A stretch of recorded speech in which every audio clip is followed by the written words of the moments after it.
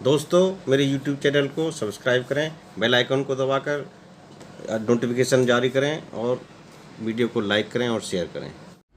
दीपक गौर जी हमारे साथ मौजूद है जो कि आरक्षण विरोधी पार्टी से हैं और आज हम उनसे जानेंगे कि क्या कुछ ये पार्टी है, क्या इसके जनाधार हैं, कहां से इसकी शुरुआत हुई, इन सब चीजों पर हम चर्चा करेंगे। सबसे पहले हम स्वागत करते हैं दीपक गौर जी का। सर स्वागत है आपका। Thank you.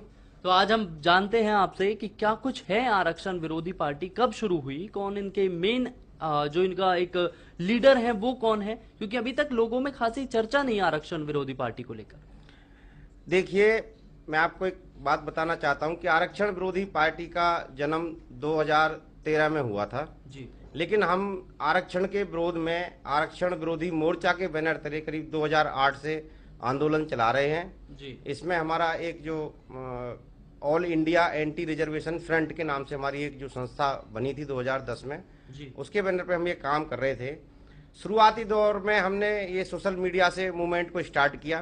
सोशल मीडिया से जब काफ़ी सारे लोग जुड़ने लगे उसके बाद हम इसको आगे लेके चले। जी। हमने पीछे जो गवर्नमेंट थी, जब हमारा मोर्चा था सामाजिक संस्था के बैनर तले हम ये चला रहे थे, तब पीछे गवर्नमेंट थी कांग्रेस की। तो कांग्रेस की गवर्नमेंट में हमने कई बार धरने किए, प्रदर्शन किए और कई बार हमने उनको एक बार ये उनको चेताया कि आप लोग इस आरक्षण नीति को और जो SC/ST एक्ट की जो नीतियां हैं, जो भी जातिवादी कानून देश के अंदर बने हुए हैं, इनको खत्म करके एक नागरिक एक कानून लागू करो। जैसा कि हमारा संविधान जो वर्णित है कि सबको समान अधिकार हैं, सबको समान कानून है, लेकिन जो आरक्षण है वो इक्वलिटी ऑफ अपॉर्चुनिटी, जो हमारा समानता का अधिकार है, उसके कहीं ना कहीं खिलाफ जाके वो है, जिसमें मैं आरक्षण की खामियों पे थोड़ा सा प्रकाश डालूंगा। ज़्यादा बहुत बड़ा है ज़्यादा बोलने के लिए तो, लेकिन मैं इतना कहना चाहता हूं, जब एक 80% का लाने वाला बच्चा बाहर रह जाता है, 90% वाला बाहर रह जाता है और 40% वाला जब अंदर जाता है तो उसके अंदर क्या भावना होगी। जो 80% लेके आया, उसने मेहनत की, उसने पढ़ाई की, तो उसको क्या महसूस होगा उस टाइम पे। दूसरा इसमें जो फैक्टर है, अभी हम अखबारों में देखते हैं रिजल्ट ऐसे आ रहे हैं, -13 पॉइंट पे राजस्थान लोक सेवा आयोग के अंदर सिलेक्शन हुआ है गणित के अध्यापक का। अब आप ये बताओ, जो गणित के अध्यापक जो -13 पे चुने गए हैं रैंक पे, क्या वो आर्यभट्ट पैदा करेंगे हमारे देश में? हमारे राजनेताओं को ये चीज दिखाई नहीं देती? ये इन सब मुद्दों को लेकर जो एक सामाजिक मुद्दा है, जो एक हमारे देश की प्रतिभा से जुड़ा हुआ मुद्दा है, ये आरक्षण किसी जाति की लड़ाई नहीं है, किसी धर्म की लड़ाई नहीं है, ये हमारे राष्ट्र की लड़ाई है, ये देशभक्ति की लड़ाई है। आज हमारा देश पिछड़ रहा है इस आरक्षण के कारण। दीपक जी, आप अभी फरीदाबाद लोकसभा से आप चुनाव लड़ रहे हैं। आपकी आरक्षण विरोधी पार्टी तो है ही, जो कि आरक्षण के विरोध में है, आपने बखूबी उसका बखान भी किया। तो अगर आप इस चुनाव को जीतते हैं तो इन सब चीजों के ऊपर आप क्या कुछ करेंगे? देखिए, हमारा मेन मोटिव है समानता का अधिकार सभी नागरिकों को मिलना चाहिए, जो गरीब हो या अमीर हो। आज की डेट में जो पॉलिसियां देश के अंदर चल रही हैं, हमें देश की पॉलिसियों के खिलाफ लड़ना है। हमको सिर्फ वादे नहीं करने, हमारे देश की नीतियां जो गलत है उन नीतियों के खिलाफ हम लोग संघर्ष कर रहे हैं और आगे करते रहेंगे। मैं उदाहरण के लिए आपको बताना चाहता हूं, आज अगर जाति के आधार पे किसी भी आदमी को रिजर्वेशन मिल रहा है, तो मैं SC/ST वर्ग की बात करता हूं मोस्टली, उसके अंदर अभी तक क्रीमी लेयर सरकार ने 70 साल में लागू नहीं की है। यानी कि 70 साल के अंदर 7 व्यक्ति भी उस दायरे से बाहर नहीं निकले हैं और ना ही किसी ने स्वेच्छा से उस रिजर्वेशन को छोड़ने की इच्छा जताई है। आज मीरा कुमार लोकसभा की अध्यक्ष बन गई, सुशील कुमार शिंदे आप देखिए वो गृह मंत्री रहे, उसके बाद भी वो सोलापुर सीट से आरक्षित सीट से लड़के आते हैं। मीरा कुमार सासाराम बिहार से आरक्षित सीट से लड़के आती हैं। रामविलास पासवान आरक्षण से लड़ते हैं। उदित राज जो दिल्ली से सांसद हैं, वो आरक्षित सीट से लड़ते हैं। मायावती को आरक्षण मिल रहा है। तो आज जब जितने लोग हैं वो आरक्षण छोड़ने के लिए तैयार नहीं है इतनी ऊंची पोस्टों पे, इसके अलावा IAS, IPS, IRS, MBBS, doctor, engineer, chief engineer और चीफ मेडिकल ऑफिसर तक जब ये बन गई, उसके बाद भी इनके बच्चे रिजर्वेशन ले रहे हैं। तो उस गरीब को, उस दलित को जिसके नाम पर अंधी लूट हो रही है, उस गरीब तक ये कितने 7000 साल बाद पहुंचेगा या ये 700 साल बाद पहुंचेगा, ये एक सोचने वाला बिंदु है। इसी के लिए हम संघर्ष कर रहे हैं, इसी के लिए हम लड़ रहे हैं। जी। तो दीपक जी, अगर कहीं ना कहीं आपकी चुनावी जो रणनीतियां हैं वो आरक्षण को लेकर ही हैं, आपकी पार्टी जो है वो अभी फरीदाबाद के अंदर इतनी पॉपुलर भी हम नहीं कह सकते, क्योंकि लोगों तक अभी वो पहुंची ही नहीं है। आप ने कैंपेन भी अपने कोई ऐसे खास आज शुरू नहीं किए, तो अब आप आगे क्या कुछ करने वाले हैं?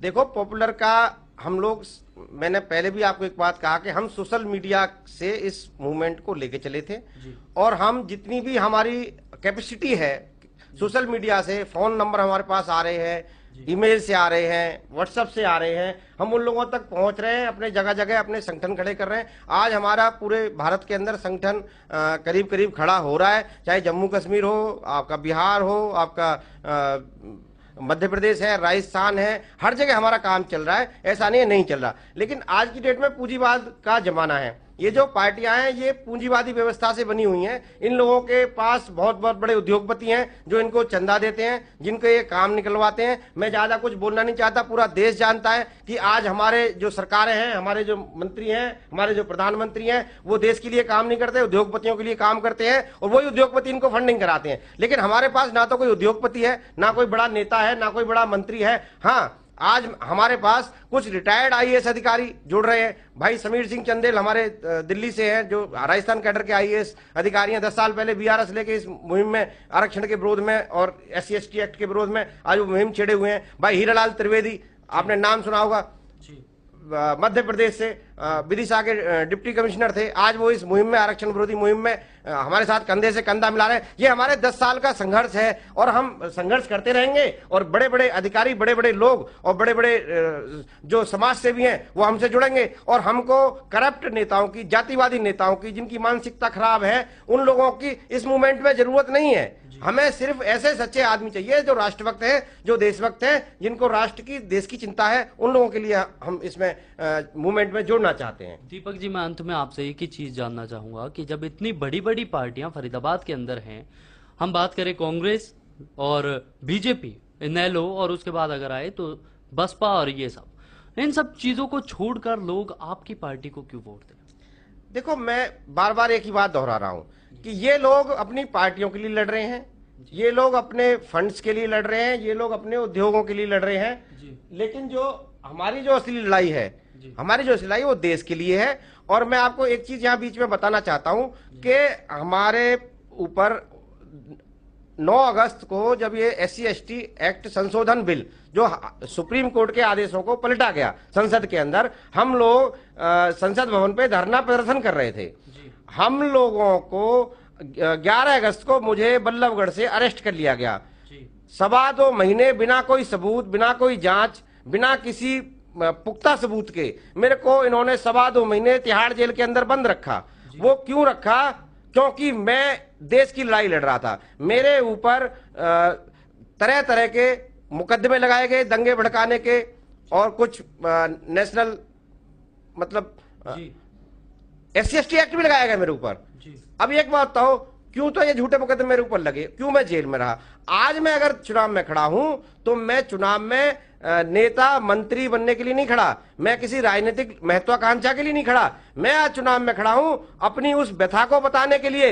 2.25 महीने तक जब ये मेरे को तिहाड़ जेल में बंद रख सकते हैं, तो एक जो आम आदमी है, जो एक किसान है, एक मजदूर है, उसका क्या हाल करेंगे ये लोग? ये जो लड़ाई है, ये व्यवस्था परिवर्तन की लड़ाई है। ये लड़ाई सत्ता परिवर्तन की नहीं है, व्यवस्था परिवर्तन की है। हम ये कहते हैं, आज चाहे बीजेपी हो, चाहे कांग्रेस हो, चाहे आम आदमी पार्टी हो, या अरविंद केजरीवाल हो, नरेंद्र मोदी हो, राहुल गांधी हो, मायावती हो, मुलायम सिंह हो, या उनके बेटे अखिलेश यादव हो, मैं कहता हूं कोई भी नेता अगर ये कहता है कि ये जातिवादी व्यवस्था को वो खत्म करेंगे, ये आरक्षण, SC/ST एक्ट, ऐसे जातिवादी कानून देश की संसद में नहीं लाए जाएंगे, हमारे लिए मूवमेंट चलाने की जरूरत नहीं है। ये एक्चुअल में पॉलिटिकल पार्टी हमने इसलिए बनाई है कि इनके जो वोट की नीति देश के अंदर चली हुई है, उस वोट की नीति को हम समाप्त करना चाहते हैं। हम इन मुद्दों के ऊपर, जो राष्ट्रीय मुद्दे हैं, इस पे हम लोगों का वोटिंग कराना चाहते हैं। हम चाहते हैं कि इनको समझ आए कि मुद्दे, देश के मुद्दे ये नहीं है जो आप कर रहे हो, ये जो वोट बैंक की नीति आपने चलाई हुई है ये नहीं है।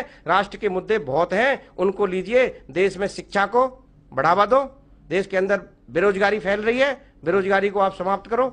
आज हर आदमी रोजगार किससे पीड़ित है। दूसरी चीज, आज यहाँ पे हमारे देश के अंदर नीरव मोदी, विजय माल्या जैसे लोग हजारों करोड़ लेके विदेश भाग जाते हैं। लेकिन आज मेरे भाई को अगर किसी को उद्योग लगाने के लिए 5 लाख 10 लाख की जरूरत होती है तो उससे 50 चीजें मांगी जाती हैं। आज उनको अपने उद्योग लगाने के लिए लोन नहीं मिल रहा है।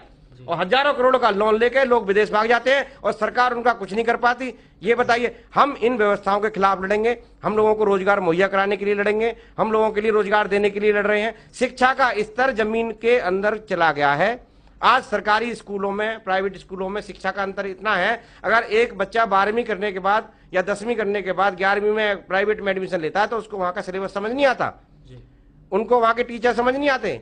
तो इतना बड़ा अंतर क्यों किया हुआ है? अरे कोई आप ये नेता मंत्री अपने बच्चों को सरकारी उसमें पढ़ाए जी।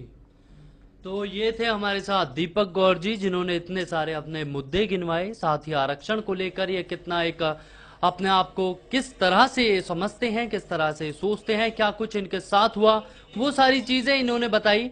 तो ठीक इसी तरह हम आपको और भी फरीदाबाद लोकसभा प्रत्याशियों से मुलाकात कराते रहेंगे और राष्ट्र खबर की ये चुनावी चर्चा यूं ही जारी रहेगी। अभी के लिए बस इतना ही, मुझे दीजिए इजाजत, नमस्कार।